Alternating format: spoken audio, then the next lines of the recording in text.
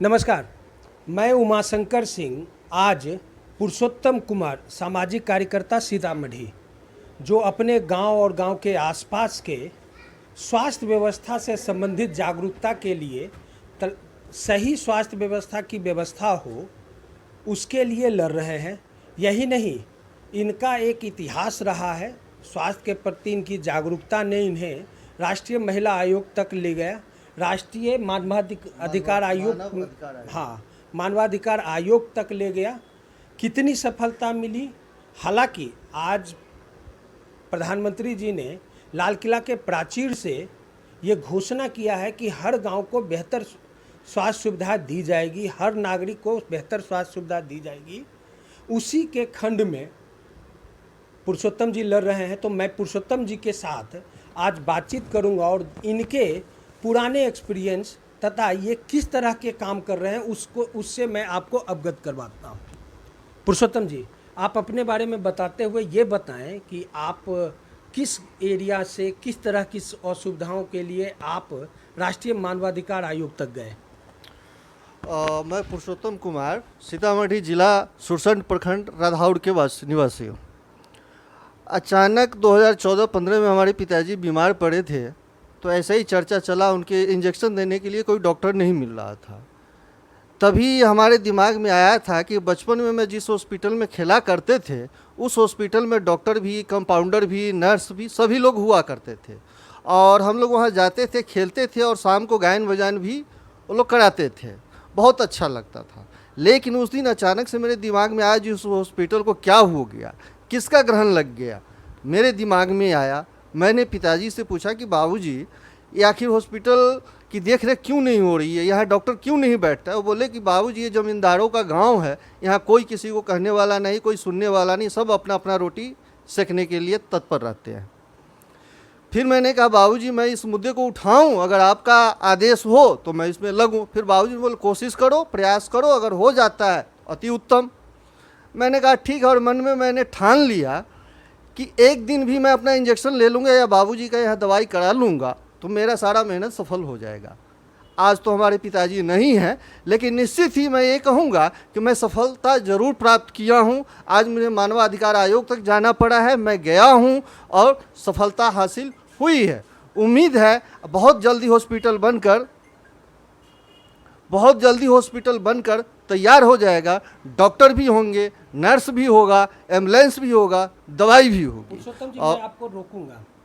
आप बोल रहे हैं कि बहुत जल्द हॉस्पिटल बन के तैयार हो जाएगा, जबकि आपने बचपन में देखा था कि वहाँ बजाप्ता हॉस्पिटल था, वहाँ नर्सें भी थी, डॉक्टर भी होते थे, साथ ही साथ वहाँ प्राथमिक इलाज की सारी व्यवस्थाएं होती थी।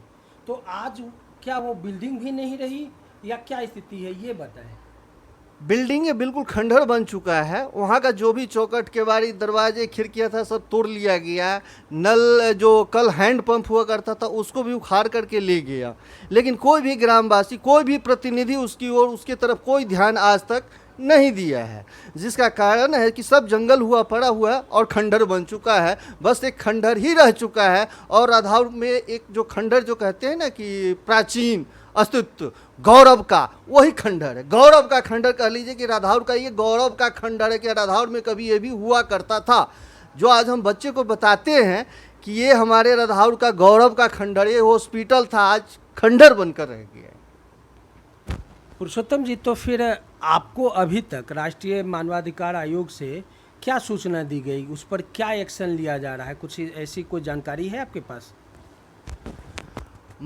जहाँ तक मुझे मालूम चला है पत्राचार के माध्यम से, मानवाधिकार आयोग ने DM Sitamarhi, district magistrate Sitamarhi और स्वास्थ्य मंत्रालय भारत सरकार को जरूरी निर्देश दिया है कि जल्द से जल्द इसकी यहाँ की व्यवस्था को सुचारू रूप से इसको चालू करे, जिसके फलस्वरूप 10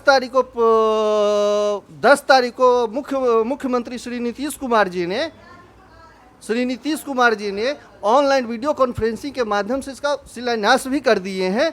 और उम्मीद है कि साल से 2 साल का टारगेट है, 2 साल के अंदर ये भवन बन करके तैयार हो जाएगी। यानी आप बोल रहे हैं कि 10 जुलाई को उन्होंने 10 अगस्त यानी अभी 5 दिन पहले जी, आज हम 15 अगस्त में ये डिस्कशन कर रहे हैं। क्या आपको भरोसा है वर्तमान सरकार पर कि शिलान्यास ही रह जाएगा? ऐसा बार बार होता है बिहार में, ये कोई नई बात नहीं है।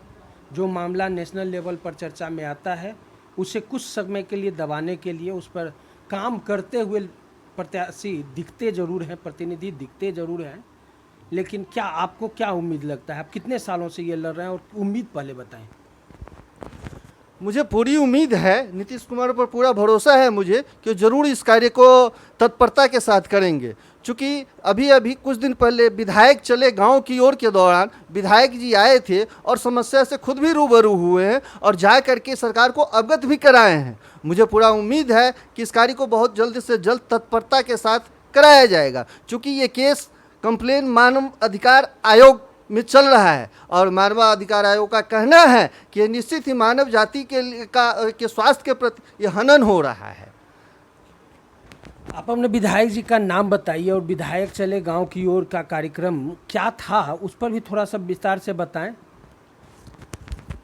विधायक चले गांव की ओर, उनको जा करके जनता की समस्याओं से रूबरू होना था और आगे चल करके आगे अपनी सरकार को बताना था, जिसके दौरान विधायक जी हमारे गांव में भी आए और हमारे समस्याओं से वो रूबरू हुए हैं।